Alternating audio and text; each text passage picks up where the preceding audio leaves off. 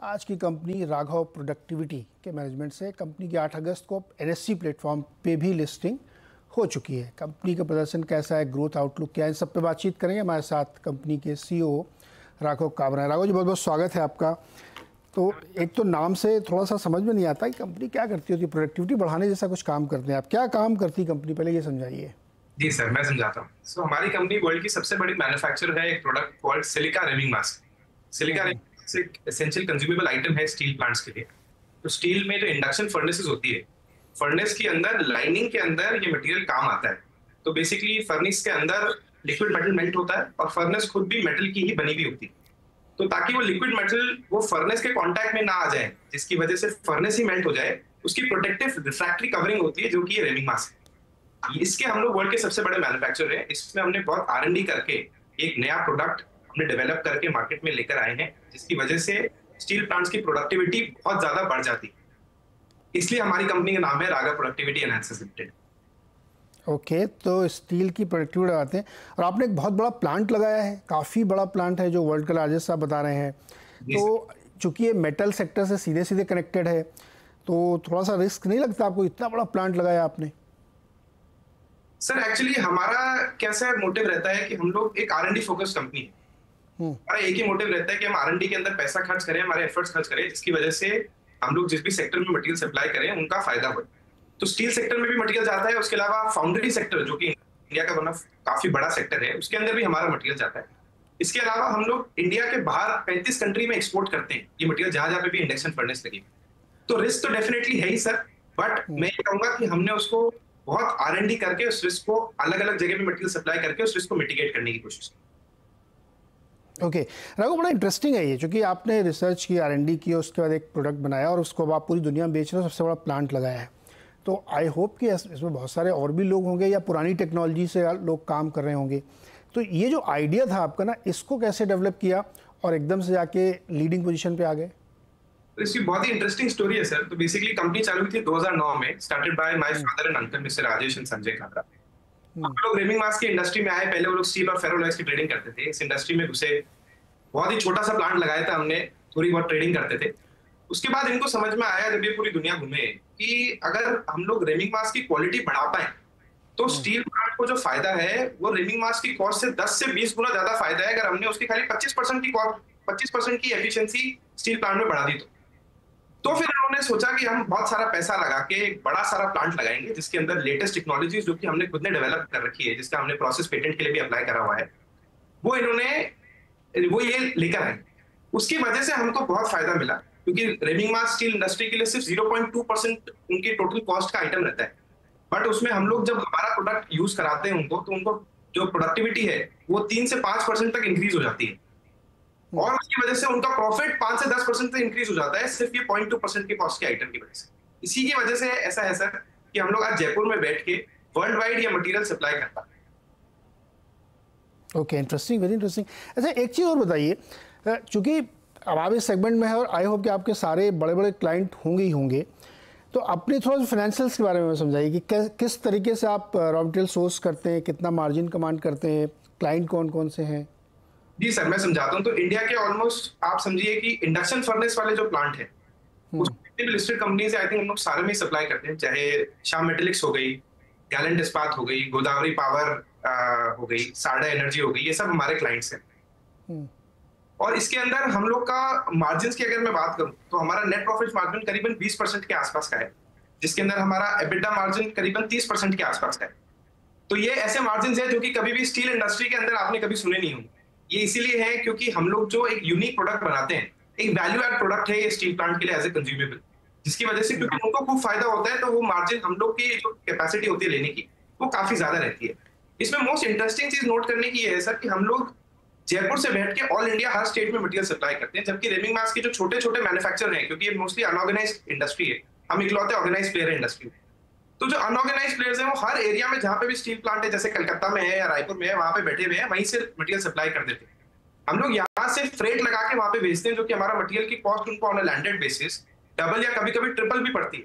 उसके बावजूद भी ये सब स्टील प्लांट जो मैंने आपको नाम लिए हमारे से मटेरियल खरीदते हैं, क्योंकि इनको जो फायदा है वो मटेरियल हमारा मटेरियल यूज करने से बहुत ज्यादा रहता है as compared to the landed cost. Okay अच्छा, ये लोग कहते हैं कमोडिटी का बिजनेस जो है खासतौर पे बहुत सिक्लिकल होता है, तो सिक्लिकलिटी का असर होता है आप लोगों के ऊपर, या होता है तो उसको कैसे मिटिगेट करते हैं? सर इसके लिए तो सबसे इजी रिस्पॉन्स है हमारे पिछले 5 से 7 साल के फाइनेंशियल्स देखने का। वो तो मैंने देखे, इसलिए तो मैं पूछ रहा हूँ कि कैसे असर नहीं होता है, कैसे मिटिगेट करते हैं?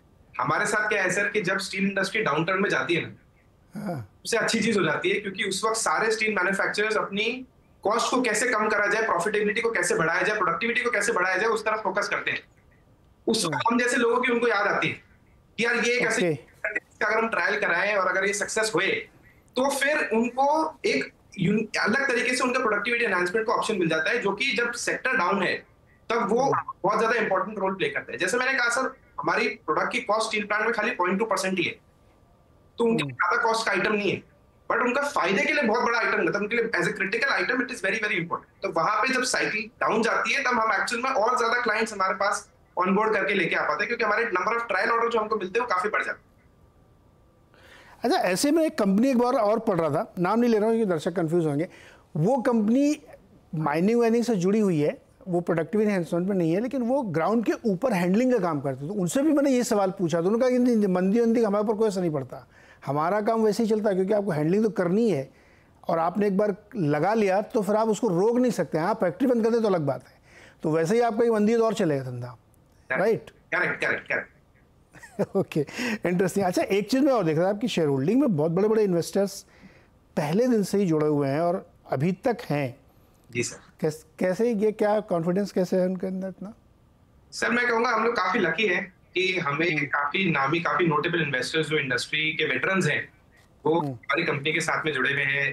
जैसे late mister Rakesh Jhunjhunwala, mister Utpal Sheth, mister Ashish Kacholia, Mukul Agrawal ji, आपके रमेश धमानी जी, ये लोग सब हमारी कंपनी से जुड़े हुए हैं। और हम लोग बहुत, मैं तो लकी कहूंगा सर कि हमारी जैसी छोटी कंपनी में इतने बड़े बड़े दिग्गज इन्वेस्टर्स साथ में जुड़े हुए हैं, ये हमारे लिए बहुत ही प्राइड की बात है। और काफी हमको इनसे हेल्प भी मिलती है sir, in terms of mentorship, in terms of कैसे हम लोग स्ट्रेटेजिकली आगे फर्दर ग्रो कर सकते हैं, जैसे हमने ग्रो किया है पिछले 5 से 7 साल में। तो काफी हम खुश है सर कि इतने बड़े बड़े इन्वेस्टर्स हमारे साथ जुड़े हुए हैं। अच्छा, ये बताइए, चूंकि बहुत सारी बातें तो हम लोगों ने इसमें जान ली, आगे ग्रोथ के लिए नए ट्रिगर्स क्या होंगे, एक्सपोर्ट के लिए या नए मार्केट ढूंढे, नई ज्योग्राफी में क्या ट्रिगर्स क्या है आपके? मैं समझाता हूँ सर। तो सर रेमिंग मास इंडस्ट्री में हमारा इंडिया में अभी करीबन 10% मार्केट शेयर है। हमारा जो नेक्स्ट बेस्ट कंपटीटर है खाली 1% मार्केट शेयर है, हम ही इकलौते ऑर्गेनाइज प्लेयर है। तो इंडिया के अंदर अभी खाली 10% पे है, काफी ज्यादा ग्रोथ का विजिबिलिटी हमको दिखती है जैसे जैसे हम लोग हमारी कैपेसिटी बढ़ाते हैं। इसके साथ साथ एक्सपोर्ट मार्केट, जहाँ पे हमारा खाली 5% का मार्केट शेयर है, उसमें हम लोग जबरदस्त फोकस करे हुए हैं। अगर आपको मैं कुछ नंबर्स बताऊं तो एक्सपोर्ट हमने पिछले 4 साल में 5 गुना कर लिए इन टर्म्स ऑफ वॉल्यूम्स, और ये कंटिन्यूसली हम लोग बढ़ाए जा रहे हैं। एक्सपोर्ट में हमको मार्जिन भी अच्छे मिलते हैं, एक्सपोर्ट में हमको पेमेंट टर्म्स भी अच्छे मिलते हैं, इसलिए ये एक सेक्टर है जिसके अंदर हम लोग जबरदस्त तरीके से फोकस करें। इसके अलावा सर, जैसे मैंने आपको पहले बताया, हम एक R&D फोकस कंपनी, क्योंकि हम लोग का एक इंटरेस्ट रहता है कि हम लोग R&D पे पैसा और एफर्ट खर्च करें, जिसकी वजह से नए प्रोडक्ट बने। जो ये प्रोडक्ट है हमारा रेमिंग मास, ये सिलिका से बनता है। Silica is one of the most abundant minerals on earth, which is used in 35 to 37 different industries. तो सिलिका में जो हमारी प्रोसेसिंग कैपेबिलिटी है, उसमें हम लोग काफी डीप में जाके जो अलग अलग इंडस्ट्रीज में सिलिका लगता है वहां पे एंटर करने की कोशिश कर रहे हैं थ्रू R&D। ऑलरेडी हमारा एक कमर्शियल पायलट ऑलरेडी चालू है हमारे प्लांट के अंदर, to make silica which is used for artificial marble. Artificial marble का आपने नाम सुना होगा, काफी सारी लिस्टेड कंपनीज हैं इस फील्ड में। तो वहां का जो रॉ मटेरियल है वो हम लोग बनाने की कोशिश कर रहे हैं। इसके अलावा साथ के साथ ही सिलिका यूज आता है सेमीकंडक्टर के क्रूसिबल्स बनाने में, सोलर पैनल्स के कुछ आइटम है उनको बनाने, उसमें भी हम लोग काफी जोर तोड़ से R&D के अंदर लगे हुए हैं। इस सेमीकंडक्टर में क्या कर रहे हैं आप? ये तो इंटरेस्टिंग बात बता रहे हैं आप। सर इसमें क्या चल रहा है? एक्चुअली सेमीकंडक्टर के क्रूसिबल सिलिका से बनते हैं। आपने सुना होगा, तो उसकी जो एंड जो अंदर है वो सिलिकॉन लगता है, और उसके जो क्रूसिबल है जो कि बनाने में काम आते हैं वो सिलिका से बनते हैं।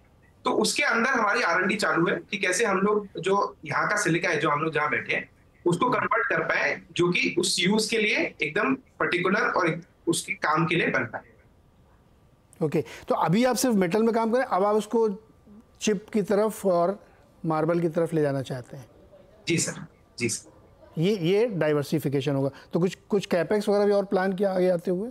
सर अभी ऑलरेडी हमने एक नया प्लांट रेमिंग मास का ही पिछले साल ही जो हमारा ऑपरेशनल हुआ है वो भी जस्ट लगा है। हम लोग एक डेट फ्री कंपनी है, तो काफी हमारे पास अपॉर्चुनिटी रहती है जो हम लोग कैश फ्लो जनरेट करते हैं उससे नए प्लांट लगाने की। तो ऑब्वियसली फ्यूचर में हमारा प्लान है इस तरीके के इंडस्ट्री के नई इंडस्ट्रीज के अंदर घुसने का, डाइवर्सिफाई करने। ओके राघव जी, बहुत बहुत शुक्रिया जुड़ने के लिए, और बड़ी इंटरेस्टिंग बातचीत रही।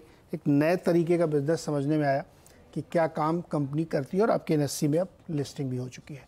बहुत बहुत शुक्रिया हमारे साथ जुड़ने के लिए। Thank you.